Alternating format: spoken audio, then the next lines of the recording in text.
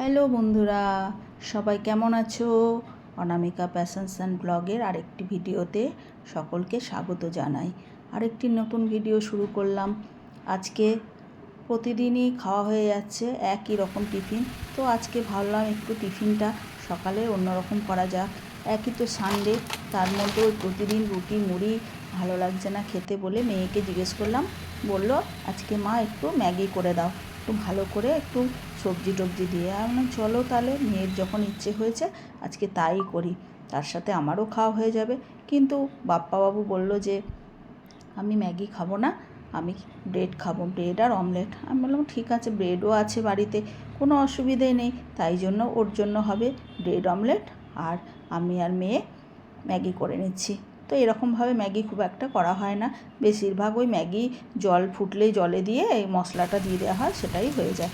আর সেরকমভাবে কিন্তু ম্যাগি হয় না। তাই ভাবলাম আজকে একটু সবজি টবজি দিয়ে করে নিই। তো বাড়িতে যা সবজি ছিল মোটামুটি বিনস, গাজর, টমেটো, পেঁয়াজ, একটু কাঁচা লঙ্কা দিয়ে ম্যাগিটা চাপিয়ে দিলাম। তো এই যে প্রথমেই দিয়ে দিচ্ছি একটু পেঁয়াজ দিয়ে, কাঁচা লঙ্কা দিয়ে, একটু সাদা তেল দিয়ে ভাজতে চাপিয়ে দিয়েছি। আর এই সবজিগুলো একটু ভালো করে নেড়ে চেড়ে নিই। তারপরে একটু ভাজা ভাজা হলে পরে তারপরে ডিমটা ভেঙে দিয়ে দেবো। তো চলো বন্ধুরা, তোমরা দেখতে থাকো আমি কীভাবে ম্যাগি বানাই। তো এইরকম করে ম্যাগি করে দেখবে, খুব ভালো লাগবে খেতে। আর সেরকম কোনো সময়ও লাগে না। আর কি বলো তো, সবজিটাও একদম পেটে যায়। এমনিতে আলাদাভাবে সেরকমভাবে তো আমরা সবজি খুব একটা খাই না, তারপরে আবার গরম পড়ে গেছে। আমি তো বাড়িতে বিশেষ করে সেদ্ধ ভাতটাই বেশি হয়, আর হলেও চিকেনটা তো হয়। তো চিকেনটা খুব পাতলা করে রান্না করি। তাহলে চলো দেখো দেখো সবজিগুলো মোটামুটি ভাজা হয়ে গেছে।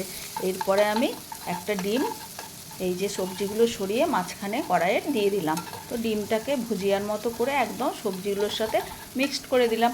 আর একটু সামান্য নুন দিয়েছি, কারণ কি বলো তো, ম্যাগির মশলাটাতে তো নুন থাকে অনেকটা, তো যাতে নুন বেশি না হয়ে যায় তার জন্য একদম অল্প নুন দিয়ে নিয়েছি। আর দেখো সবজিগুলো বেশ মজে গেছে।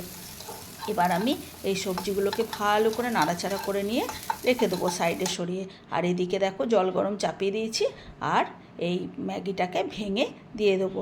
এইবার ম্যাগিটাকে যতক্ষণ না ম্যাগিটা নরম হয় ততক্ষণ রাখবো। আর ম্যাগি তো নরম হতে ধরো বেশি টাইম লাগবে না, একবার ফুটলেই হয়ে যাবে। আর এই যে অল্প জল দিয়েছি যাতে জলটা না ফেলে দিতে হয়।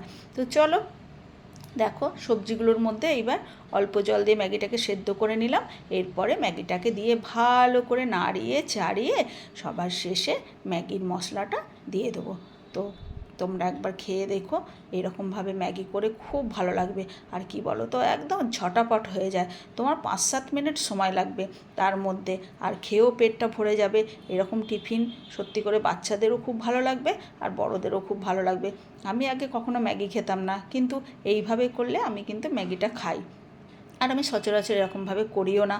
আর আজকে করলাম, আজকে খাবো তাই জন্য। আর মেয়ের জন্য একটু বেশি করেই করে নিলাম। ওর বাবা বলেছে যেহেতু ব্রেড খাবে, তাও আমি একটু বেশিই করলাম, যদি একটু সামান্য খায়, যদি ভালো লাগে তার জন্য।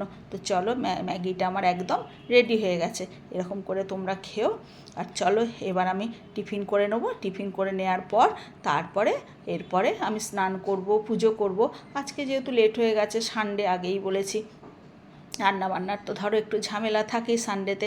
আর ওর বাবা বাজার গেছে, বাজার থেকে এখনও আসেনি, দেখি কী নিয়ে আসে, তারপরে রান্নাবান্নার ঝামেলাটা করব।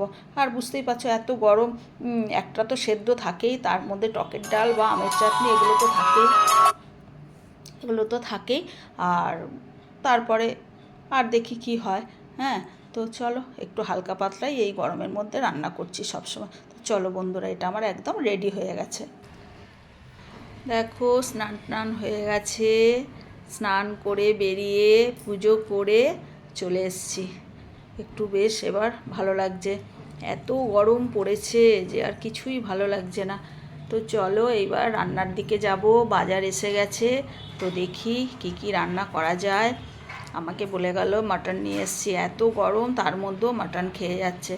তো কি করব, এনেছে রবিবার, যেহেতু রবিবারে একটু মনটা মাটন মাটন কিন্তু করে। আর চিকেনটা খুব একটা পছন্দ আমিও করি না, আর ওর বাবাও করে না, শুধু মেয়ে খেতে ভালোবাসে, যার জন্য চিকেনটা হয়। আর এখন তো গরমে একদমই রিচ রান্না করছিই না। তো চলো বন্ধুরা দেখি কি রান্না করা যায়, রান্নার দিকে যাই। ব্যাগ থেকে মাটন বার করে দেখো বাটিতে ঢেলে নিয়েছি।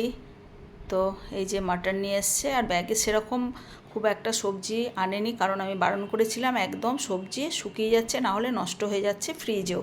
তো মাটনটা নিয়ে এসছে, এটা করব। আর দেখি আর ভাবছি একটু আমের চাটনি করব।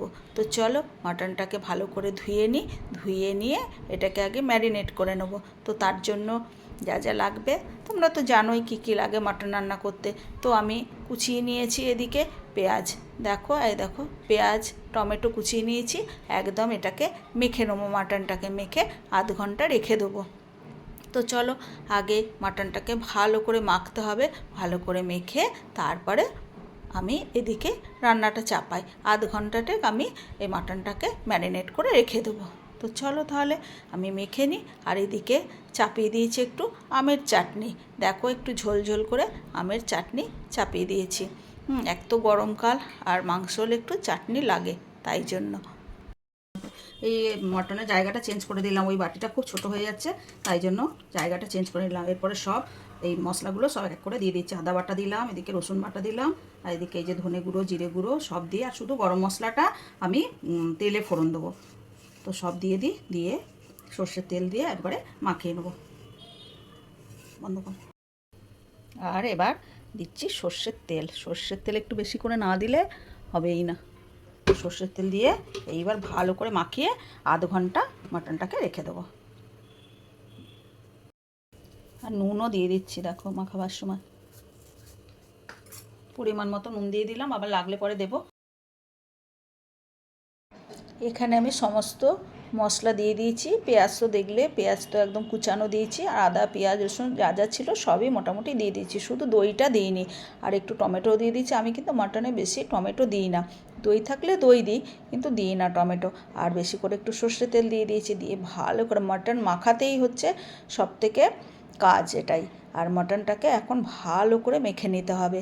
ভালো করে মেখে মাখার সময় যা গন্ধ বেরোচ্ছে, আমাকে এমনিতেই বলেছে যে মাটনটা নাকি বড় ছিল, অনেকটাই খাসিটা বড় ছিল, মানে রেয়াজি খাসি টাইপের। আমি বললাম কি রেয়াজি খাসি? বলো তা আমি বলতে পারবো না, তবে দোকানদার বলেছে এটা কিন্তু অনেকটা বড় ছিল। তো যাই হোক, আমাকে বললো আজকে কিন্তু পাতলা ঝোল করবে না, আজকে কিন্তু একদম কষা কষা একটু মাখা মাখা করবে। আমি বললাম ঠিক আছে। এক তো গরম, তার মধ্যে ও আবার এরকম খেতে চায়, বলে মাংস যদি মাংসর মতো না হয় তাহলে কি ভালো লাগে? তো হচ্ছে এই ব্যাপার। তো চলো দেখো মাংসটাকে ভালো করে মেখে নিয়েছি, এইবার একটু পর চাপাবো। এদিকে চাপিয়ে দিয়েছি একটু উচ্ছে আলু ভাজা। আজকে আর কিছু করবো না, উচ্ছে আলু ভাজা, আমের চাটনি আর মাটন, এটাই হচ্ছে দুপুরের খাবার আমাদের। এই যে চাপিয়ে দিয়েছি উচ্ছে আলু ভাজাটা,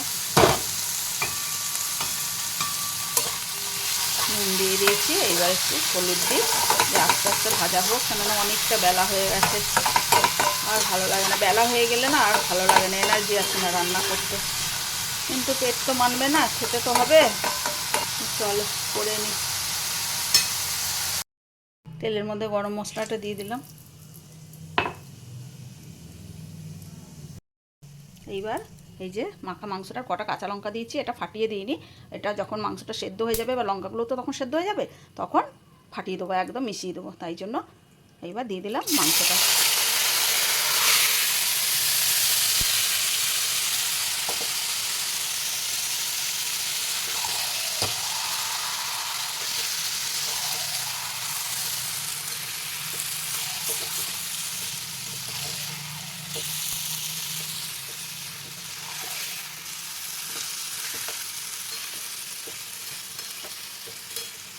প্রতিবারই বলি এই সপ্তাহে খেয়ে আর 1 মাস খাবো না মাটন, কিন্তু রবিবার এলেই হলো, তখনই মনটা যেন মটন মটন করে। জানো তোমাদের এরকম করে কারোর? জানি না করে কি না, আমার কিন্তু খুব করে, যার জন্য খেয়েই ফেলি, জানো লোভের ঠেলায় খেয়ে ফেলি। তো কী করবো বলো, লোভটাই সামলাতে পারছি না। চিকেন তুমি যাই করো, আমার চিকেনে কোনো লোভ নেই, কিন্তু মাটনে একটু খুবই লোভে পড়ে গেছি। যতই ভাবি, এক এক সময় ভাবি ছেড়ে দেবো, আবার ভাবি হায় রে ভগবান কী করে ছাড়বো, যায় এত লোভ মাটনে, আবার মাটন ছেড়ে দেবো। বলো তাহলে কী বলবে বলো। চলো মাটনটা এখন তো কষাতে অনেক টাইম লাগবে, মাটনটা ভালো করে কষাই, তারপরে তোমাদেরকে দেখাচ্ছি, ঠিক আছে? চলো তাহলে বন্ধুরা, দেখো বন্ধুরা একদম মাংসটা কষানো হয়ে গেছে। এইবার এটা প্রেশার কুকারে দেবো। তো একদম রেডি হয়ে গেছে কষানোটা। তো চলো এইবার প্রেসার কুকারে দিয়ে দুটো সিটি মেরে দেবো, ব্যাস। তারপরে সিটিটা পরে তুলে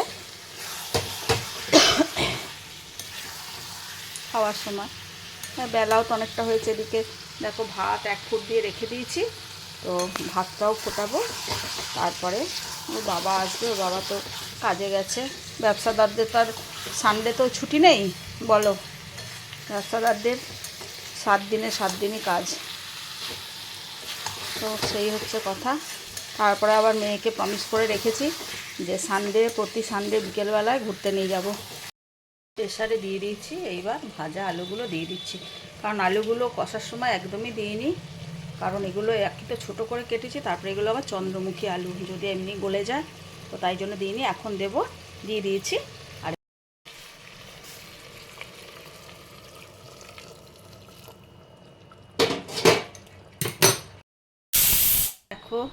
আর দেখো প্রেসার কুকারে হয়ে গেছে, 2টো সিটি দিয়ে দিয়েছি, প্রেসার কুকার খুলে দিয়েছি। এবার আমি এটা কড়াইয়ে ঢেলে নেবো।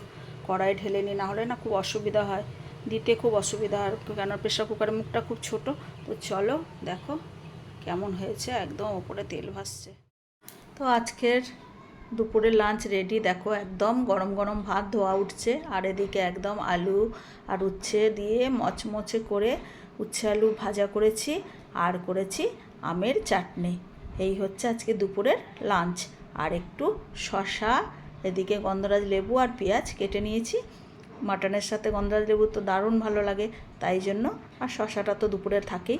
আর ওর বাবা আবার দইও নিয়ে এসছে, মিষ্টি দই। মেয়ে নাকি বলেছিল মিষ্টি দই আনতে, তার জন্য দই নিয়েও চলে এসছে। তো দইটা তো প্রায় থাকে, কিন্তু মিষ্টি দই থাকে না, দুপুরে থাকে টক দই। তো আজকে হবে মিষ্টি দই খাওয়া। তো চলো তাহলে আমি বললাম তাহলে আর পাঁপড়টা কেন বাকি থাকে, আমি পাঁপড়টাও ভেজে নিই, তাই জন্য আর কটা পাঁপড়ও ভাজলাম। তো পুরো মোটামুটি একদম অনুষ্ঠান বাড়ির খাওয়া আজকে দুপুরে হবে। তো চলো বন্ধুরা, তোমাদের আজকে ভিডিওটা কেমন লাগলো তোমরা কিন্তু অবশ্যই কমেন্ট করবে, আর ভালো লাগলে অবশ্যই একটা লাইক করতে কিন্তু ভুলো না। তাহলে আজকে দুপুরের মেনু রেডি। তো এবার খাওয়া দাওয়ার পালা। তো চলো খাওয়া দাওয়া হবে এরপরে। তাহলে বন্ধুরা তোমরা ভালো থেকো, সুস্থ থেকো এবং সাবধানে থেকো। আর একটি নতুন ভিডিও নিয়ে আমি খুব তাড়াতাড়ি আসবো। আর আমার ভিডিওটা ভালো লাগলে অবশ্যই একটা সাবস্ক্রাইব করো এবং শেয়ার করো। তাহলে আজকে ভিডিওটা আমি এখানেই শেষ করছি। তোমরা সুস্থ থেকো, ভালো থেকো, টাটা।